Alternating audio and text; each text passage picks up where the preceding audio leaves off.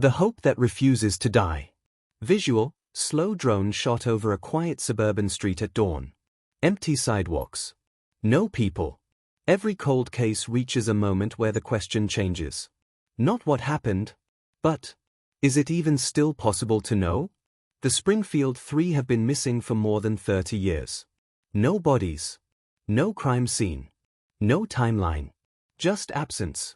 And yet, some investigators still believe this case is not dead. They believe it's just sleeping. Visual, old crime scene photos dissolve into modern forensic labs. White gloves. Evidence drawers.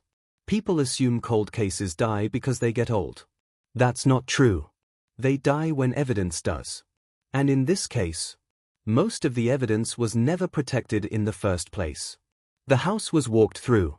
The glass was cleaned. The voicemail was erased.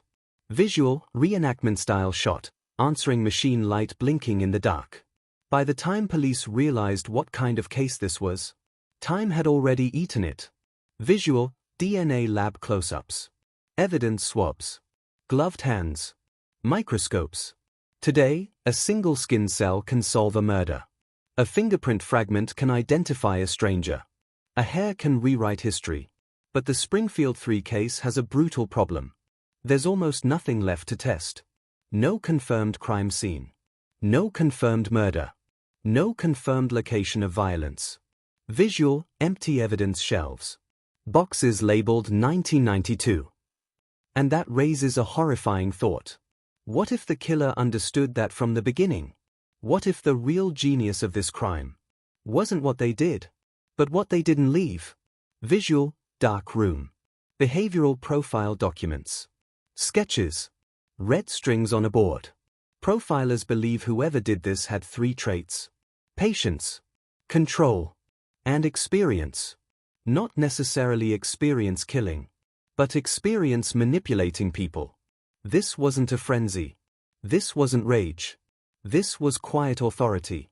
Visual, reenactment, a door opening into darkness.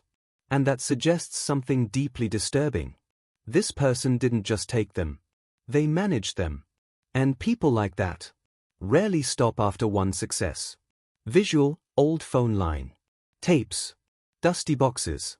A landfill at sunrise. There is one fragile hope in this case. Not DNA. Not fingerprints. Not technology. A person. Someone who heard something. Someone who saw something. Someone who was told something. Because crimes like this don't live in isolation. They live inside people. And people crack. Over time. Through guilt.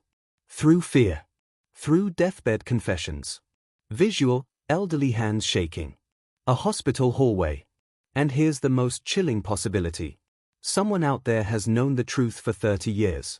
And has chosen silence every day since. Visual, return to the empty house. Sunset now. Windows dark. The Springfield Three won't be found by machines. Or miracles. Or time. They'll be found by a human mistake. A slip. A confession. A single sentence spoken too late. Until then, this case doesn't rest in evidence lockers. It rests in someone's memory. And that means the most terrifying part isn't that the case is cold. It's that the person who knows the answer may be living reminders of it. Every day. Visual, black screen. Text fades in. Someone knows.